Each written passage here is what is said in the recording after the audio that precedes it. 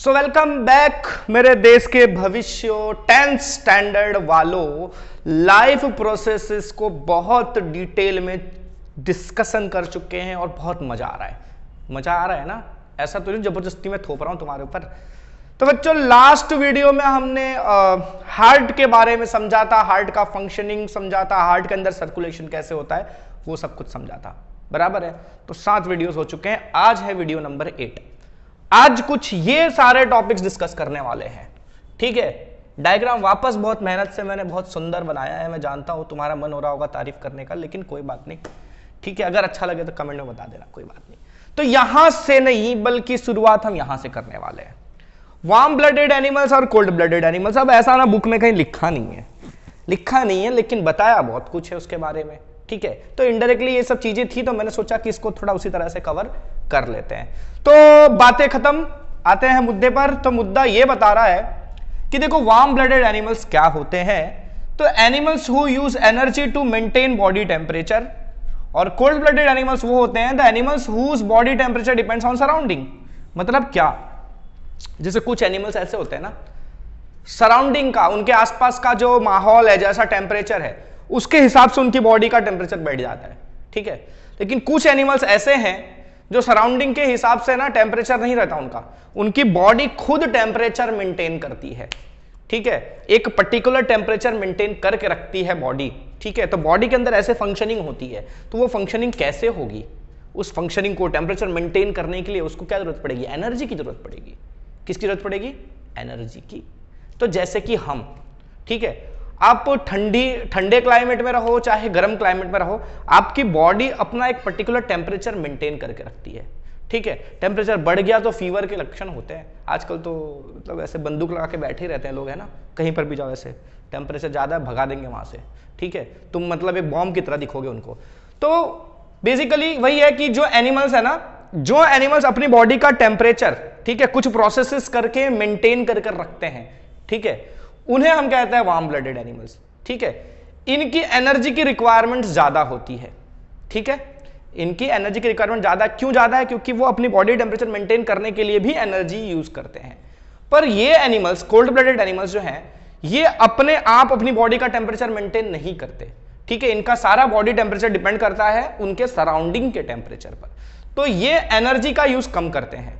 ठीक है? क्योंकि इनकी एनर्जी इसमें यूटिलाइज नहीं हो रही, राइट? बॉडी टेम्परेचर मेंटेन करने में यूटिलाइज नहीं हो रही, तो इसलिए इनको हम कोल्ड ब्लडेड कहते हैं। और हम वार्म ब्लडेड मतलब अपना टेम्परेचर गर्म रखती है ना, खुद ही शरीर को अपना मेंटेन करके रखते हैं, तो that is why warm blooded. बराबर है? एग्जाम्पल के तौर पर लिख दिया है बर्ड्स एंड मैमल्स। ठीक है? हम मैमल्स में आते हैं। बर्ड्स और मैमल्स की एनर्जी रिक्वायरमेंट ज्यादा होती है क्योंकि ये वार्म ब्लडेड है, ये अपनी बॉडी का टेम्परेचर खुद मेंटेन करते हैं। कोल्ड ब्लडेड में क्या है? Reptiles and amphibians. ठीक है? रेप्टाइल्स और एम्फीबियंस, जो कि एम्फीबियंस आपको पता हो जो land as well as water दोनों जगह रहते हैं, और रेप्टाइल्स रेंगने वाले, राइट? तो ये सारे कोल्ड ब्लडेड है। वार्म ब्लडेड एनिमल्स में ना, अब बताया कि जैसे एनर्जी की रिक्वायरमेंट ज्यादा है, ठीक है, तो उनके अंदर जो ऑक्सीजनेटेड और डीऑक्सीजनेटेड ब्लड, आपने हार्ट का प्रोसेस पढ़ा था, राइट? फंक्शनिंग पूरा देखा था हमने। तो ह्यूमन हार्ट का जब हमने समझा था, हमने देखा था 4 चैम्बर्ड हार्ट होता है, 2 चैम्बर इस तरफ और 2 चैम्बर इस तरफ। ठीक है? एक तरफ डीऑक्सीजनेटेड ब्लड आ रहा था और एक तरफ ऑक्सीजनेटेड ब्लड आ रहा था। और हमने वहां डिस्कस किया था कि 4 चैम्बर हार्ट के पीछे का रीजन क्या है कि ऑक्सीजनेटेड और डीऑक्सीजनेटेड दोनों ब्लड आपस में मिक्स ना हो जाए, इसीलिए ह्यूमन हार्ट 4 चैम्बर्ड होता है। ठीक है? तो वैसे ही ये जो एनिमल्स है, बर्ड्स या मैमल्स, जो बाकी मैमल्स भी हैं और बर्ड्स भी हैं, इनके अंदर भी 4 चैम्बर्ड हार्ट होता है। क्यों 4 चैम्बर्ड हार्ट होता है?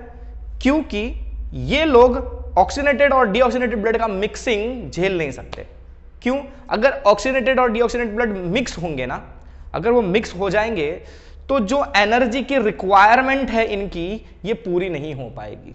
ठीक है? इनकी एनर्जी की रिक्वायरमेंट ज्यादा है, इसीलिए ये मिक्सिंग को अलाउ नहीं कर सकते, इसलिए इनके अंदर 4 चैम्बर वाला हार्ट होता है। ठीक है? 2-2 चैम्बर अलग अलग बने रहते हैं। एक साइड लेफ्ट साइड में ऑक्सीजनेटेड और राइट साइड में डीऑक्सीजनेटेड ब्लड का फ्लो होता है, ताकि ये दोनों आपस में मिक्स ना हो जाए। बराबर है? अगर मिक्स हो जाएंगे तो कार्बन डाइऑक्साइड वाला ब्लड ऑक्सीजन वाले ब्लड के साथ मिक्सअप हो जाएगा, तो सफिशिएंट अमाउंट ऑफ ऑक्सीजन हर सेल तक नहीं पहुंचेगा।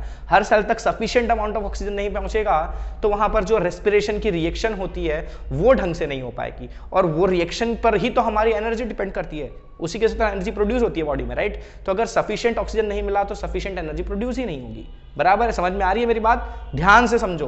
क्यों 4 चैम्बर्ड हार्ट होता है इनके अंदर? इनकी एनर्जी की रिक्वायरमेंट ज्यादा है। क्यों रिक्वायरमेंट ज्यादा है? क्योंकि अपना बॉडी टेम्परेचर भी खुद मेंटेन करते हैं, बराबर है। तो एनर्जी की रिक्वायरमेंट ज्यादा होने की वजह से ऑक्सीजनेटेड और डीऑक्सीजनेटेड ब्लड आपस में मिक्स ना हो जाए, वो आपस में मिक्स ना हो जाए, इसलिए इसमें 4 चैम्बर्ड हार्ट होता है। और वो मिक्स होंगे तो प्रॉब्लम क्या होगा कि ऑक्सीजन और कार्बन डाइऑक्साइड वाला ब्लड आपस में मिक्स हो जाएगा, तो ब्लड में ऑक्सीजन का लेवल कम होगा, राइट। कार्बन डाइऑक्साइड भर गया है, ऑक्सीजन की जगह कम हो जाएगी, राइट। तो कम ऑक्सीजन पहुंचेगा बाकी सेल्स तक, कम ऑक्सीजन पहुंचेगा तो रेस्पिरेशन के रिएक्शन में प्रॉब्लम आएगी। समझ में आया? इनकी एनर्जी रिक्वायरमेंट कम है, इसलिए इनके अंदर 4 चैम्बर्ड हार्ट नहीं होते। ये मिक्सिंग अलाउ कर सकते हैं, इनके अंदर कार्बन डाइऑक्साइड वाला ब्लड और ऑक्सीजन वाला ब्लड मिक्स हो सकता है, ठीक है। इनमें बेसिकली हमको 3 चैम्बर्ड हार्ट देखने को मिलता है, ठीक है, कोल्ड ब्लडेड एनिमल्स में, ठीक है, यानी कि रेप्टाइल्स और एम्फीबियंस में हमको 3 चैम्बर वाला हार्ट देखने को मिलता है, एक्सेप्ट क्रोकोडाइल फैमिली, ठीक है। क्रोकोडाइल्स जो होता है ना, क्रोकोडाइल, एलिगेटर, उनके अंदर बहुत से और भी कैटेगरी के एनिमल्स आते हैं, तो वो पूरी क्रोकोडाइल फैमिली कहलाती है। उस क्रोकोडाइल फैमिली में सबका ना 4 चैम्बर हार्ट है, उनका 3 चैम्बर वाला हार्ट नहीं होता। उनको छोड़ के बाकी रेप्टाइल्स और एम्फीबियंस वगैरह जो है उनके 3 चैम्बर हार्ट होते हैं। क्लियर है मेरी बात? क्रोकोडाइल वालों का 4 चैम्बर, बाकियों का 3 चैम्बर, बराबर है। अच्छा, इसके अलावा फिशिश, ठीक है, मछली जल की रानी, इनका क्या होता है? इनके अंदर 2 चैम्बर का हार्ट होता है, बस 2 चैम्बर, ठीक है, ज्यादा रिक्वायरमेंट नहीं है बेचारों का, ठीक है। क्या होता है? जो ऑक्सीजनेटेड ब्लड है, ठीक है, गिल्स से पहुंचता है कहां? हार्ट में। पढ़ा था ना आपने, गिल्स में ही तो ऑक्सीजन एब्जॉर्ब होता है ब्लड के अंदर, ठीक है। तो ऑक्सीजन एब्जॉर्ब हो जाता है ब्लड में, वो पहुंचता है कहां? हार्ट में। हार्ट फिर उसको पंप करके दूसरी जगह पर पहुंचा देता है, ठीक है। एक ही बार ब्लड आया और निकल के चला गया, बराबर है। इस तरह के सर्कुलेशन को ना हम सिंगल सर्कुलेशन कहते हैं। क्या कहते हैं? Single circulation. तो जैसे हम अपनी बात कर ले मैमल्स की, मैमल्स में हम ह्यूमन बीइंग का ही एग्जांपल ले लेते हैं, चलो। तो हमारे अंदर क्या होता है ना कि देखो, आपने पढ़ा था ना 4 चैम्बर्स होते हैं, ठीक है। इसको कुछ ऐसे दिखा देते हैं, यहां दिखा देता हूं, ठीक है। ऊपर 2 अपने एट्रिया थे और नीचे 2 वेंट्रिकल्स थे, है ना। यहां से भी ब्लड जा रहा था, ठीक है, इस सेक्शन में भी ब्लड पास हो रहा था और इस सेक्शन में ब्लड पास हो रहा था, राइट। तो इसमें एक बार कॉन्ट्रैक्शन और रिलैक्सेशन, मतलब एक साइकिल जब होता है ना तो 2 तरीके से ब्लड फ्लो होता है। समझ में आ रहा है क्या कह रहा हूं मैं? ठीक है, आपने पढ़ा था ना, यहां पर क्या होता है? एट्रियम में ब्लड आता है कहां से? लंग्स से, और फिर यहां से निकल के जाता है बाकी बॉडी पार्ट्स में, right side, sorry left side में। और राइट साइड में क्या होता है? बाकी बॉडी पार्ट से ब्लड आता है डीऑक्सीनेटेड और यहां से पंप होकर कहां जाता है? लंग्स की ओर। ये पढ़ा था ना। तो देखो, यहां से आके ऐसे निकला और वेना केवा से आके वापस कहां गया? लंग्स में गया, ठीक है। तो एक बार ये कॉन्ट्रैक्ट और रिलैक्स होगा ना, तो समझो एक बार हार्ट अगर पंप करता है ना ब्लड, तो एक बार में वो 2 सर्कुलेशन करवाता है ब्लड का। समझ में आ रहा है? एक हार्ट से जो आया, सॉरी लंग से जो आया उसको बॉडी के बाकी पार्ट से पहुंचाना, और एक जो बाकी बॉडी पार्ट से आया है उसको लंग्स में पहुंचाना। तो एक साइकिल में 2 बार ब्लड फ्लो होता है, ठीक है। इसीलिए इस तरह को हम क्या कहते हैं? Double circulation. क्या कहते हैं? Double circulation. यानी कि जो 4 चैम्बर्ड हार्ट वाले लोग हैं, ठीक है, इनके अंदर डबल सर्कुलेशन देखने को मिलता है। फिश के अंदर सिंगल सर्कुलेशन देखने को मिलता है, ठीक है। सिंगल सर्कुलेशन मतलब इसमें देखो 4 चैम्बर्ड नहीं, ऐसा 2 पार्ट में नहीं ब्लड ट्रैवल हो रहा है, उसमें सीधा गिल्स में से आया हार्ट में, हार्ट ने पंप करके बाकी बॉडी पार्ट्स में भेज दिया, बस एक ही फ्लो में निकल गया ब्लड, तो दैट इज सिंगल सर्कुलेशन। हमारे केस में क्या होता है? Double circulation. याद रहेगा? पक्का? चलो, तो ये मेरे ख्याल से समझ में आ गया होगा, ठीक है। अलग अलग थियरी के हिसाब से बुक में ना लाइन बाय लाइन लिखा हुआ है, वैसे टेक्स्ट बुक जरूर रीड करना है, ठीक है। टेक्स्ट बुक हमेशा रीड करने की आदत रखो, चाहे आप दुनिया के किसी भी टीचर से समझ रहे हो, किसी से भी समझ रहे हो, टेक्स्ट बुक पढ़ना जरूरी है। टेक्स्ट बुक में से ही आपके क्वेश्चंस बनेंगे, तो टेक्स्ट बुक को थॉरोली रीड करो। ऐसा नहीं कि बस बोल दिया था किसी ने रीड करने के लिए रीड कर दिया, काम करना है ना, पढ़ने के लिए, लर्न करने के लिए, उस हिसाब से समझ के लर्न करो, सॉरी उसको रीड करो, ठीक है। कॉन्सेप्ट्स आपके क्लियर होते जाने चाहिए, टेक्स्ट बुक वाले भी, ठीक है। ये तो मैंने अपने हिसाब से समझाया है आपको, लेकिन आप टेक्स्ट बुक जब रीड करोगे तो कुछ पता चलेगा, बहुत कुछ पता चलेगा। जैसे कि ऐसा भी हो सकता है ना कि मैंने कुछ पढ़ाया ही नहीं, कुछ छोड़ दिया हो, तो वो भी तो आपको पता चलेगा ना कि भाई जिससे सीख रहे हो वो आपको सच में सब कुछ सिखा रहा है या आपको बेवकूफ बना रहा है, ठीक है। तो टेक्स्ट बुक भी पढ़ा करो, बराबर है। तो ये टॉपिक खत्म हुआ। अब आते हैं अपन यहां पर कि ब्लड का एक्चुअल में सर्कुलेशन होता कैसे है, ठीक है। और साथ ही साथ ब्लड वेसल्स भी हम कवर कर लेंगे। यहां पर क्या कवर कर लेंगे हम? ब्लड वेसल्स भी कवर कर लेंगे, ब्लड वेसल्स का फंक्शनिंग भी आज देख ही लेते हैं, बराबर है। अच्छा, ये वही है हमारा हार्ट, ठीक है। थोड़ा अच्छे डिजाइन में बनाया है, ठीक है। मैंने पूरा डिटेल में नहीं बनाया जितना टेक्स्ट बुक में दिया है, आप इतना ही बनाओगे चलेगा, दिस इज इनफ, बहुत है इतना। फुल मार्क्स मिलेगा नहीं मिलेगा मेरे को फोन नंबर देना जिसने आपको मार्क्स नहीं दिया, ठीक है। तो ये आपका हार्ट का स्ट्रक्चर है, ये आपका हार्ट, ठीक है। और ये जो दो निकल रहे हैं ये क्या है भाई, ये क्या है, ये एओर्टा है, ठीक है। एओर्टा जो कि ऑक्सीजनेटेड ब्लड कैरी करता है, बराबर है। कहां लेके जाएगा, कहां लेके जाएगा भाई, बाकी बॉडी पार्ट्स में लेके जाएगा। यहां से कहीं से ब्लड एंटर होता है, ठीक है। यहां पर अपने ने वाल बनाया था, अगर ब्लड का डायग्राम याद हो तो यहां से ब्लड एंटर आएगा, फिर यहां से भी ऐसे दो वाल्स बनाए थे, राइट। फिर यहां से ब्लड निकल के ऐसे, तो ये एओर्टा का ब्लड कहां जाता है, बाकी हिस्सों में जाता है बॉडी के, बराबर है। अच्छा, और ये क्या है हमारा वेना केवा। वेना केवा क्या करते हैं, बॉडी के बाकी पार्ट से ब्लड लेकर हार्ट में आते हैं। ये ब्लू ब्लू ब्लू जो दिखा रहा हूं मैं, ये क्या है हमारा, इसमें कौन सा ब्लड फ्लो करता है, कहां पर आ रहा है, ये राइट साइड वाले में आ रहा है ना। उस दिन बताया था राइट मतलब ऐसे देखना है, मेरा हार्ट देखना है आपको, ठीक है। तो राइट ये हुआ ना। अच्छा, तो ये राइट साइड में आता है, वो ऑफकोर्स भाई डीऑक्सीजनेटेड ब्लड ही आता है, तो ये डीऑक्सीजनेटेड ब्लड आया यहाँ पर, ठीक है। अच्छा, और ये जो जा रहा है यहां से निकल के वो क्या है, ऑक्सीजनेटेड ब्लड है, बराबर है। अच्छा, अपन को पता है हार्ट जो ब्लड भेजता है, जब हार्ट ब्लड भेजता है वो किसके थ्रू भेजता है, आर्टरीज के थ्रू। यानी ये एओर्टा क्या है, एक आर्टरी है, बराबर है ना, आर्टरी है ना। अच्छा, वेन्स क्या करते हैं, ब्लड को हार्ट में लेकर आते हैं, बाकी जगहों से लेकर आते हैं, ठीक है। ये भी मैंने बताया था पिछले बार, ठीक है। तो मैंने बहुत सी चीजें पिछली बार कवर कर दी थी। वेन्स का फंक्शन है ब्लड को ले आना हार्ट में, ठीक है। बाकी सब भूल जाओ, कहीं से भी ले आ रहे हैं, कहीं से भी, हाँ, मतलब बॉडी के किसी भी कोने से ब्लड अगर आ रहा है हार्ट के अंदर तो वो वेन्स लेके आएंगे, और हार्ट से किसी भी कोने में ब्लड जा रहा है तो वो आर्टरी से जाएगा। क्लियर है इतना, ओके। तो ये आर्टरी है, बराबर है। अच्छा, तो मैंने यहां लिखा है फर्दर, देखो arteries divide two form capillaries. कैसे, तो देखो ये मेरी आर्टरी है, यहां से ब्लड आया, राइट। फिर ये आर्टरी जो है ना, ठीक है, बड़ा ट्यूब है, ये सब ट्यूब्स हैं, ब्लड के ट्यूब्स हैं, ब्लड वेसल्स कहते हैं हम इनको, ट्यूब्स हैं, इनके अंदर ब्लड फ्लो करता है।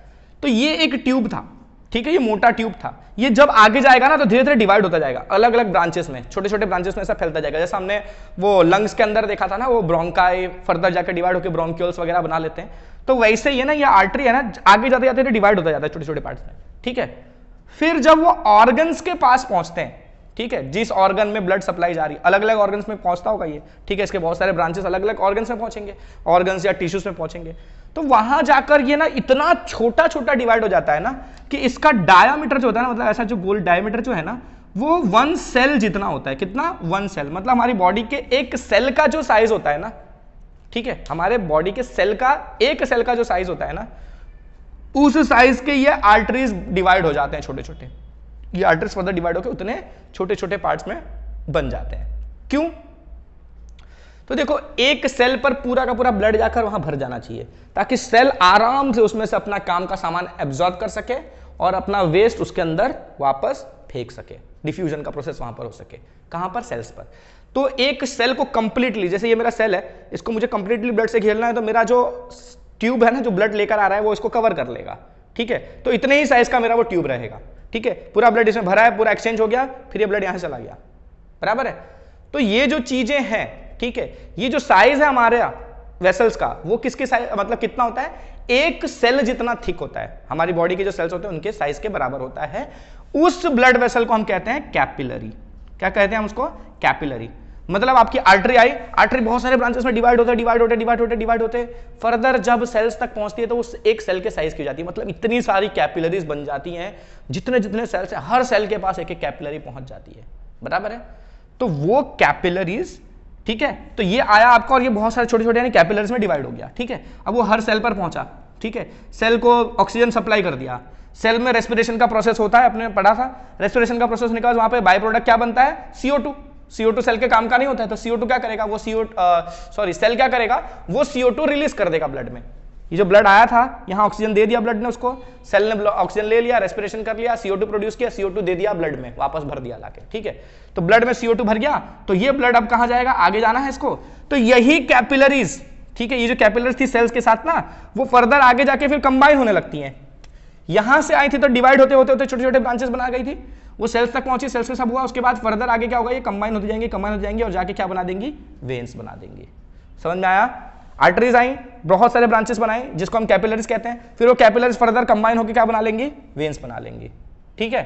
फिर ये वेन्स में कौन सा ब्लड है, कार्बन डाइऑक्साइड वाला यानी कि डीऑक्सीजनेटेड ब्लड यानी कि कार्बन डाइऑक्साइड रिच ब्लड, वो ब्लड यहां से अब कहां जाना चाहिए, कहां जाना चाहिए, हार्ट के अंदर जाएगा, ठीक है, राइट एट्रियम में जाएगा, राइट एट्रियम से राइट वेंट्रिकल में जाएगा, फिर वहां से पंप करके कहां जाएगा भाई, लंग्स में जाएगा, बराबर है।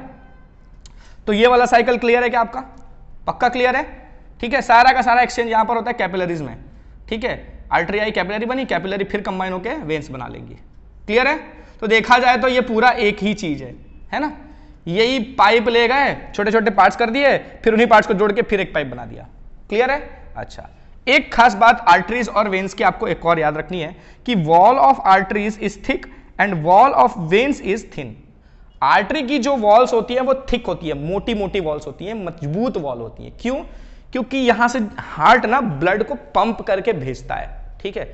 आर्टरीज बाहर ले जाती है ना ब्लड, हार्ट में से बाहर लेके जाती है, तो वो कैसे जाता है, हार्ट पंप करता है ब्लड को, तो हार्ट प्रेशर से ब्लड फेंकता है, ठीक है।